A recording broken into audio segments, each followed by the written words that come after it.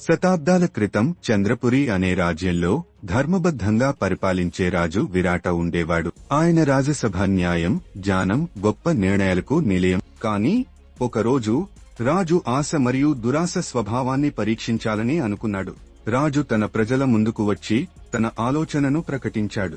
నా ప్రజలారా, మీ అందరికీ ఓ అవకాశం. మీరు ఉదయం సూర్యోదయంతో పరుగు మొదలుపెట్టి సాయంత్రం సూర్యాస్తమయానికి తిరిగి రాజభవనానికి వస్తే మీరు పరుగు చేసిన భూమంతా మీ సొంతమవుతుంది. రాజు చేసిన ఈ ప్రకటన ప్రజల్లో ఉత్సాహాన్ని కలిగించింది. చాలా మంది ఆసక్తిగా ఈ అవకాశాన్ని గమనించారు. అప్పుడు రాజసభలో ఓ ధనలోభి, అత్యాశ కలిగిన వ్యాపారి రాఘవ ముందుకు వచ్చాడు. మహారాజా, నేను ఈ ఛాలెంజ్ తీసుకుంటాను. నా పరుగు వేగంగా ఉంటుంది.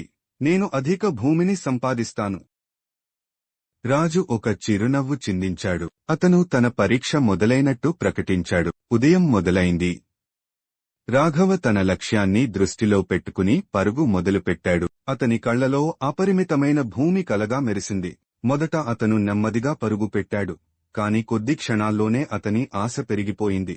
రాఘవ పరుగు మానిపించలేదు. కాలం గడుస్తున్నా అతనికి అది పట్టించుకోలేదు. అతను ముందుకు దూసుకుపోయాడు.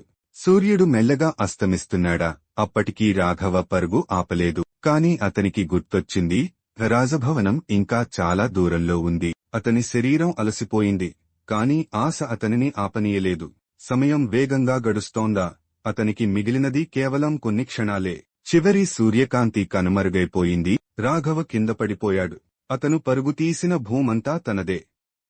కాని ఆ భూమిని అనుభవించడానికి తను ఇక లేదు. రాజు వీటిని చూస్తూ తన ప్రజల వైపు తిరిగాడు. అతని మాటలు నిశ్శబ్దంగా వినిపించాయి. తన అవసరానికి సరిపడేంత తీసుకుని ఉంటే అతను జీవించి ఉండేవాడు. ఆశకు అంతం లేదు. కాని సమయానికి లేమైతే అది మనిషిని నాశనం చేస్తుంది. ప్రజలందరూ నిశ్శబ్దంగా ఉండిపోయారు. ఇలా అతను కలలు కనిన భూమిలోనే చివరి శాశ్వత స్థానం దొరికింది. ఆశ మనిషిని మాయ చేస్తుంది. చివరికి అతనికి ఏమీ మిగలదు. కథ నుండి నేర్చుకోవాల్సిన పాఠం: ఆశ మంచిది, అతి ఆశ నాశనానికి దారితీస్తుంది.